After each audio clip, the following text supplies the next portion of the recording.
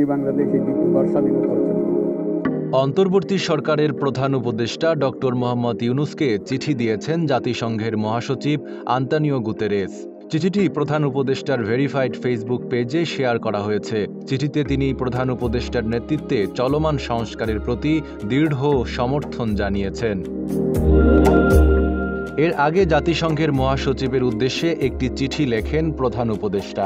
জাতিসংঘের মহাসচিব 25 ফেব্রুয়ারি ওই চিঠির উত্তর দিয়েছেন। চিঠিতে জাতিসংঘ লিখেছেন, 4 ফেব্রুয়ারি আপনি যে চিঠি দিয়েছেন তার জন্য আপনাকে আমি ধন্যবাদ জানাতে চাই, যা 7 ফেব্রুয়ারি সাক্ষাতের সময় আপনার রোহিঙ্গা সংকট ও অগ্রাধিকার বিষয়ক প্রতিনিধি খলিলুর রহমান আমার কাছে পৌঁছে দিয়েছে। আমি বাংলাদেশের সঙ্গে জাতিসংঘের দৃঢ় সংহতি এবং আপনার নেতৃত্বে সংস্কার প্রক্রিয়া প্রতি আমাদের সমর্থন পুনর্ব্যক্ত করতে চাই।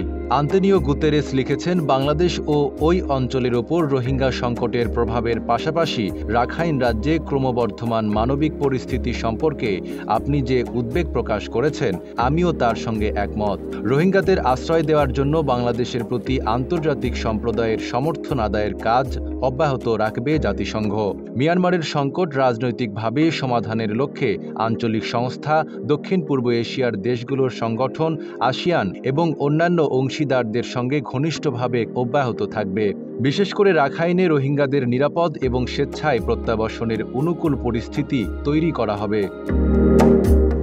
রাখাইনের সম্প্রদায়গুলোর কাছে মানবিক সহায়তা এবং তাদের জীবিকা নির্বাহের জন্য জাতিসংঘের কান্ট্রি টিমগুলোকে নির্দেশ দেওয়ার কথা জানিয়ে মহাসচিব লেখেন, আমি আমার ঊর্ধ্বতন কর্মকর্তাদের অনুরোধ করেছি তারা যেন রাখাইনের সম্প্রদায়গুলোর কাছে মানবিক সহায়তা এবং তাদের জীবিকা নির্বাহের জন্য সর্বাধিক সহায়তা প্রদানে বাংলাদেশ ও মিয়ানমারের জাতিসংঘের স্থানীয় টিমগুলোকে নির্দেশ দেন।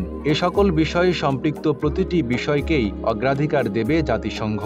রাখাইন এবং সমগ্র মিয়ানমারের অভাবী মানুষের কাছে নিরাপদ, টেকসই এবং বাধাহীন মানবিক সহায়তা পৌঁছাতে সমন্বয়কে অগ্রাধিকার দেবে জাতিসংঘ। এই অগ্রাধিকারের মধ্যে মিয়ানমারের জন্য জরুরি ত্রাণ এবং আবাসিক ও মানবিক সমন্বয়কারী AI অন্তর্ভুক্ত থাকবে।